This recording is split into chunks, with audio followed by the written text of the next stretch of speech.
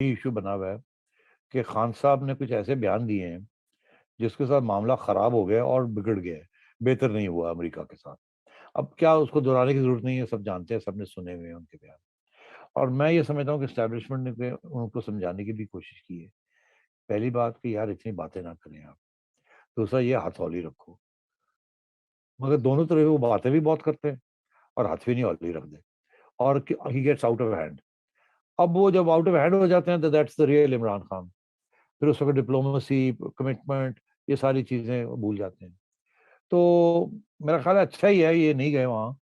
उसकी वजह ये है कि एक तो स्नब हो जाना था, और फिर रजा रूमी ने और मुर्तजा सोंगी ने सेठी साहब से पूछना था इसको स्नब क्यों किया उन्होंने। तो तो वो स्नब की क्या जरूरत है, यहीं बैठे रहे तो बेहतर है। वहां तो स्नब ही होना है। अच्छा, और दूसरी बात यह है कि फिर वहां की मीडिया ने इनसे ऐसी ऐसी बातें खिलवा देनी थी कि पहले जो इन्होंने बातें की हैं उससे 10 दुगनी और बुरी बातें कर देनी थी इन्होंने। उस जिससे पाकिस्तान की यूथ के तो बड़े खुश हो जाने थे, मगर पाकिस्तान की एस्टैब्लिशमेंट भी और पाकिस्तान की फॉरेन पॉलिसी एस्टैब्लिशमेंट भी और मिलिट्री एस्टैब्लिश दोनों के हवाइयां उड़ जानी थी, तो उड़ के तो मरवाता है and so on. I think just as well कि इनको नहीं भेजा, is a loose cannon these days. Shah Mahmood Qureshi साहब ठीक है, वो बड़े बेचारे वो जैसे कहते हैं चबा चबा के लफ्ज निकालते हैं। तो वो हमें बेचारे लगे हुए हैं वहां। शरीफ आदमी है बेचारा, वो नहीं, क्या करे। तो और वो बात कोई खास सुनी नहीं जा रही वहां। आपने देखा सोलंकी साहब के वो जो स्टेट डिपार्टमेंट की तरफ से एक पैराग्राफ का, पता नहीं कि कितनी लंबी मीटिंग हुई, कितनी दूर हाँ, गए बात करने के लिए, और स्टेट हाँ, डिपार्टमेंट ने तो एक एक पैराग्राफ का उसका पैराग्राफ में फारिग कर दिया। फर्क कर दिया उनको। तो ये हालात है वहां। तो ये खान साहब बेचारे जाके क्या करते, आप जैसे लोग बैठे हैं उनको पूछने की कि आपको जो बाइडेन नहीं मिले, आपको ब्लिंकन साहब ने 10 मिनट में फारग कर दिया, तो खान साहब आप फिर यहाँ क्या करने आए थे। अब जो रहने दें यार, आप लोग भी तो जालिम है ना। हाँ। अच्छा, तो तो चलते-चलते ये बात हो जाए कि अमेरिका के साथ कोई ताल्लुकात बेहतर होने की तवक्को है? नहीं क्या नहीं। करना नहीं। और नहीं। चीन के साथ ताल्लुकात कैसे जा रहे हैं? कल जॉइंट कोऑर्डिनेशन कमिटी जो है वो जो है हर साल जिसकी मुलाकात होनी थी, वो 2 साल बाद मिले हैं। तो खबरें तो आपने देख ली है, उसमें से क्या निकला? यार निकला क्या है, चाइना तो 2-3 साल से बड़ा परेशान है जब से ये हुकूमत आई है। सिपेक के प्रोजेक्ट सारे ठप पड़े हैं। और ये मैं आपको बता दूं कि वो भागते हैं बेचारे। पहले तो असद उमर से बात करने की कोशिश करते हैं, वहां उनको वो पता समझ नहीं आती कि ये क्या कह रहे हैं और करना क्या चाहते हैं, और इसमें इत्तेमाद भी किया नहीं। उसके बाद वो आर्मी चीफ के पास पहुंच जाते हैं, वहां बैठ के रोना धोना वहां करते हैं। वो आगे से सुन लेते हैं बात। वो तो जो भी उनके पास जाए उन सबकी बात सुन लेते हैं। और उसके बाद वो जनरल फैज को कहते हैं कि यार जाके जरा समझाना उन्होंने। अच्छा, अब जनरल फैज कितना समझाते हैं और कितना समझ के आ जाते हैं ये मुझे नहीं पता, मगर इसमें ये सही है कि रोना धोना बड़ा चीन का लगा हुआ है। अब वो रोना धोना यही है कि जी अब पहले ये था कि ये प्रोजेक्ट रुक गया है, ये क्यों रोक दिया आपने, आपने जो हमारे सपोर्ट करना था, फंडिंग देनी थी, ये करना था, वो करना था, वो अब कहाँ गया, क्या हो गया।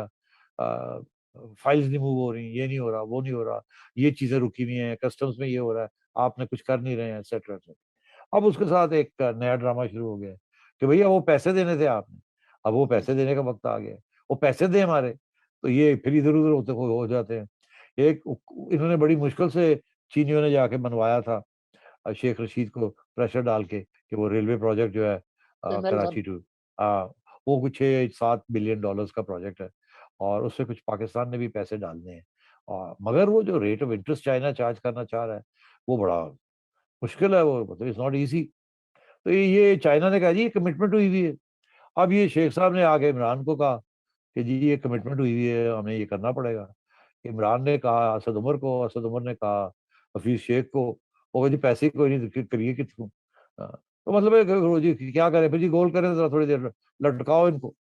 वो लटके लटके लटके 3 साल हो गए, लारी लप्पा लारी लप्पा। अब चाइना भी फिर वो कह रहे हैं यार ये क्या मजाक बनाया आप।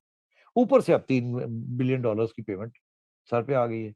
आप कह रहे हैं जी हमें और पैसे दें, हमारे पास है नहीं पैसे देने को। तो वो कहते हैं फिर अब क्या करें। अब उन्होंने कहा जी कोई फंड ऐसा बना लें जो कि हमें आहिस्ता आहिस्ता पता लगता रहे कि जी हमारे इस डेट पे इतने मिले हैं। कुछ तो कमिट करें कि आप कब देंगे, कितना देंगे। उनको अब ये वादा कर रहे हैं जी हम बनाते हैं ऐसा एक रोटेटिंग फंड जिसमें से पैसे आएंगे, यहाँ से आएंगे, यहाँ से निकल के आपके पास आएंगे। ऑटोमेटिक। वो भी नहीं होना इनसे, तो वो कैसे करेंगे, वो नहीं करेंगे। तो नाराजगियां तो हो गई हैं। वो जो डैम बनाने जा रहे थे दासू डैम, वो भी बंद हो गया। 3 महीने से बंद पड़ा है, जब से वो अटैक हुई। वो कहते हैं हमें सिक्योरिटी दें और हमारा नुकसान पूरा करें, ये जो सारी स्टॉपेज हुई है। ये कहते हैं जी करें क्या, हमने तो अपने 10,000 की फोर्स बना दी है। वो चाइनीज कहते हैं नहीं ऐसे नहीं, ऐसे नहीं, ऐसे, वो कहते हैं ऐसे। तो ऊपर से वो टीटीपी वाले पीछे पड़ गए हैं। अब ये कैसे सिक्योरिटी गारंटी करेंगे चाइनीज की? तो ये प्रॉब्लम्स तो बड़े सीरियस बनते जा रहे हैं। चाइना के साथ सारे प्रोजेक्ट्स रुक गए, अमेरिका के साथ पैसे आने बंद हो गए हैं, टैक्स कलेक्शन उस रेट पे नहीं बढ़ रही जिस रेट पे ये चाहते थे, महंगाई होती जा रही है, डॉलर मजबूत होता जाता है, रुपया गिरता जा रहा है। आज आज अफगानिस्तान आज के साथ तल्लुकात कोई इतने अच्छे आज नहीं है, आगे खराब हो जाएंगे, और इंडिया के आज साथ तो पहले ही खराब। आज ओपन मार्केट में डॉलर 171 रुपए तक गया है। अब तो ये इसका ये मतलब है, जब आप कहते हैं ना 170 171, इसका ये मतलब है कि मतलब है आपकी जो चीजें इंपोर्ट हो रही हैं वो पहले 170 पे आती थी, अब 171 पे आ रही है। पहले 150 पे आती थी, अब 160 71 पे आ रही है। तो मतलब ये है कि 10-15% महंगी होती जा रही है चीजें जो इंपोर्ट करते हैं। और क्योंकि हमारी 70% जो खाते पीते हैं वो सारा इंपोर्ट है, अब तो मतलब है कि गंदम भी हम इंपोर्ट कर रहे हैं। आप सोचिए, शुगर भी इंपोर्ट करनी शुरू कर, तो मतलब है कि ये तो हाल है आपकी mayशत। तो अब जी ये प्रेशर है इन सब के ऊपर। मगर मैं आपको एक बात बताऊं, ये खान साहब के बस की बात नहीं है इनको हल करना, इन प्रेशर्स को, बिकॉज इनकी फॉरेन पॉलिसी जो है, इन्होंने फॉरेन लीडर्स के साथ भी बना के नहीं रखी। ये बाय द वे ये कहते हैं हमने भीख नहीं मांगनी। अब भीख का लफ्ज तो वैसे कोई भी नहीं कहेगा कि हम माने, मगर तरीके होते हैं ना पैसे निकलवाने के भी, कारोबार करने के भी, डीलें करने के भी। तो वो मेरा ख्याल है शरीफ बरादरान बेहतर है उन चीजों में, खान साहब को तो करनी नहीं आती। अब जब मुल्क के लिए करना पड़ता है तो करना पड़ता है ना यार, आगे पीछे होना पड़ता है मुल्क के लिए। तो ये तो बड़े हर रोज एक नया वो सदरी और डिजाइनर सूट पहन के आ जाते हैं, नई चप्पलें मैचिंग चप्पल होती हैं। तो सुना 4-5 घंटे काम करते हैं, उसके बाद वापस चले जाते हैं। अल्लाह अल्लाह खैर सल्ला। मगर मुझे एक चीज बताऊं, बूढ़े होते जा रहे हैं, मैं इनकी शक्ल देखता हूँ, वो जवानी, वो रवानी, वो मजे की, वो हैंडसमनेस सब खत्म होती जा रही है बेचारे। I feel sad because good looking handsome man, but अब वो रिंकल्स और वो परेशानियां और गुस्सा, वो सारा कुछ शक्ल पे आना शुरू हो गया है। अब मेरे तो बड़े दोस्त थे, अल्लाह करे कि एक दिन फिर वापसी हमारी दोस्ती हो जाए। मगर पता नहीं अब अल्लाह में मेरी दुआ कबूल करेगा कि नहीं। नहीं, जी। तो वो अ, 35 पंक्चर वाला जो इल्जाम था वो आपको याद होगा। लेकिन मैं आपसे ये पूछूं कि आपके दोस्त हैं, किसी जमाने में आप भी उसी चैनल में थे, कामरान खान, उन्होंने एक से बढ़कर एक दो वीडियोस उन्होंने दाग डाली हैं और बड़ी मायूसी की बातें कर रहे हैं। पहले बहुत यूफोरिक थे इमरान खान के बारे में, अब वो जो है वो बहुत मायूसी का इजहार कर रहे हैं और सीपैक के हवाले से खास तौर पर वो कह रहे हैं कि ये तो बिल्कुल तबाही हो गई। और वो वीडियो में फरमाते हैं कि इमरान खान और जनरल बाजवा को अमेरिका के साथ बात करके जो मामलात हैं उनको ठीक करना चाहिए। ये क्या हुआ है? कि मैं आपको, मुझे नहीं पता जी, कामरान खान साहब मेरे दोस्त हैं, उनका जिक्र ना ही करें तो बेहतर है। आप ये कहें कि ये जो फलसफा आ रहा है कि आर्मी चीफ और इमरान खान साहब को अमेरिका के साथ तल्लुकात बेहतर करने चाहिए, क्योंकि उसके बगैर जारा नहीं है यहाँ, तो इस चीज को मैं डिस्कस कर लेता हूँ। देखिए मैं आपको एक बात बता दूं कि आर्मी चीफ और आर्मी, उनको एक बात का पता है, समझ आई हुई है कि हमारी सारी तजारत, हमारी मीशत, सब कुछ जो है ना वो वेस्ट के साथ लिंक्ड है, और हम दूर हो गए हैं उनसे। कुछ उन्होंने हमें दूर कर दिया, कुछ हमारी हमाकतें थी, कुछ हमारी मजबूरियां थी।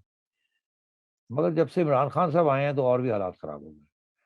हमें चाइना के करीब नहीं हम पहुंच सके उस हद तक कि हमारी मीशत को हेल्प कर सके, मगर अमेरिका से दूर हो गए हैं, यूरोप से दूर हो गए हैं, और बड़े मसले बन गए हमारे लिए। मुझे इस बात का इल्म है कि इस्टेब्लिशमेंट जो है वो अमेरिका के साथ रिलेशनशिप को रीसेट करना चाहती है। उनका ख्याल है कि रीसेटिंग में हमारा फायदा है, खराब हो गई है इसको ठीक करना चाहिए, हमारा उसमें फायदा है, और चाइना के साथ हमारी रिलेशनशिप को इफेक्ट नहीं करेगी। हम अमेरिका के साथ बेहतर कर ले, चाइना के साथ इशू नहीं बनेगा। पहले भी एक जमाने में बड़ी अच्छी थी और चाइना के साथ इशू नहीं था, अब भी, मगर अब खराब हो गई है अमेरिका के साथ। अच्छा, उन्होंने और इसीलिए उन्होंने फिर ये भी इशारा किया था इमरान खान साहब को कि यार वो ठीक है, हम सबसे पहले बढ़ बढ़ के इंडिया की धज्जियां उड़ाते थे और कहते थे ये हो गया वो हो गया, मगर अब वक़्त आ गया है कि थोड़ा-सा चुप कर जाएँ तो बेहतर है। और क्योंकि हमें खतरा इधर से है, अब एक और पुराने खतरे को ना हम उकसाएँ, उसको ज़रा थोड़ा ठप कर दें। और डिप्लोमेसी रिक्वायर ये करती है कि ज़रा थोड़ी-सी अपनी रेटरिक भी थोड़ी कम कर दें और कुछ बातें करें। और शायद ग्रीन लाइट भी मिल गई थी, कि यार थोड़ी बहुत तजारत भी चुप करके शुरू कर लो, थोड़ी डाउन करो ये सारा बॉर्डर वाला इश्यू। उन्होंने अपनी तरफ तो सीज़फायर करवा ली ना जाके चुप करके। मगर उन्होंने कहा अब जो बाकी सीज़फायर है, जो वर्बल ऑनस्लॉट है, जो लड़ाई-झगड़े फॉरेन ऑफिस के ज़रिए प्राइम मिनिस्टर ऑफिस से होते हैं, उनको इनको कहा कि यार थोड़ा-सा खुद तजारा-शजारा शुरू कर। वो खान साहब ने पहले तो कहा ठीक है, मगर फिर खान साहब फिसल गए और फिर खान साहब जब फिसले, तो उन्होंने वही उसी किस्म की हरकतें की जो उन्होंने सऊदी अरेबिया के शहज़ादे के साथ की थी। फिर जाके मरहम पट्टी जनरल बाजवा को करनी पड़ी। अब भी अ, मरहम पट्टी जो होती है वो यही बेचारे करते हैं। अब वो खान साहब को कितनी दफ़ा समझाएँ कि यार ये ना करो, ऐसे करो। वो उस इधर से सुनते हैं, फिर जब मूड आता है तो हक़-हक़ बोल देते हैं। वो समझते हैं अभी भी कंटेनर में मैं हूँ। अब बात ये है कि मैं आपको ये बताऊँ कि ये जो इस वक़्त जो आवाज़ें खड़ी हो रही हैं कि अमेरिका के साथ यार कुछ बना के रखो, इंडिया को न्यूट्रलाइज़ करके रखो, कुछ थोड़ा बहुत कोल्ड वॉर खत्म करो और स्पेस लो, ब्रीथिंग स्पेस चाहिए हमें। We are in sick very deep trouble इधर-उधर हर जगह पे, बहुत फ्रंट खुले हुए हैं यार, छोड़ो, थोड़ा-सा मरहम पट्टी करिए सर्वाइवल के लिए। मगर खान साहब बात नहीं मानते, मान भी जाते हैं और फिर गड़बड़ कर देते हैं। और वो ये नहीं कि सोची-समझी गड़बड़ है, बस बोलूँ बोलता। वो जिस दिन उन्होंने कह दिया कि वो arrogance and a, clueless, Blinken is clueless, Biden is arrogant, अरे! कोई बात है करने वाली। आप बिल्कुल ज़ाती हो जाते हैं। अ, अब बात ये है कि ये जो पैगाम आ रहा है, ये एस्टेब्लिशमेंट की तरफ से आ रहा है। अब एस्टेब्लिशमेंट मीडिया के ऊपर प्रेशर डालेगी कि यार पै जाओ, कहो कहो है गल, लो ਅਸੀਂ ਤਾਂ ਨਹੀਂ ਕਹਿ ਸਕਦੇ, ਅਸੀਂ ਕਹਿੰਦੇ ਹਾਂ ਤੇ ਸਾਨੂੰ ਉਸ ਕੀ ਹੁਣ ਤੁਹਾਨੂੰ ਦੱਸੀਏ, कितनी बारी ਅਸੀਂ कवांगे, ਤੁਸੀਂ कहो, ਤੁਸੀਂ कहो, ਤੁਸੀਂ कहो, ਤੁਸੀਂ कहो। तो अब वो लोग हमारे जैसे लोग तो खैर पहले ही कहते थे, कहने की ज़रूरत नहीं थी। हम तो समझते थे कि ये अच्छी पॉलिसी है कि बना के रखें आप। मगर आप उस वक़्त आप खुद कहते थे कि नहीं, नहीं ऐसी नहीं तैसी। अब आप कह रहे हैं तो वो जो आपके दोस्त हैं, इधर-उधर जो हैं, वो उनको आपने कहा वो आप करेंगे। अच्छी बात है, मैं तो सपोर्ट करता हूँ। हमें तो कहने की ज़रूरत नहीं, हम तो वैसे ही कहते हैं कि बना के रखें सबके साथ। आपकी सूरत ऐसी नहीं है कि दुनिया आपको कहे वाह, वाह! क्या खूबसूरत मुल्क है, क्या खूबसूरत लीडरशिप है। आहा! दिल करता है वहीं जाके रह जाएँ, नेशनैलिटी ले लें, ग्रीन पासपोर्ट ले लें। ऐसी बात नहीं है।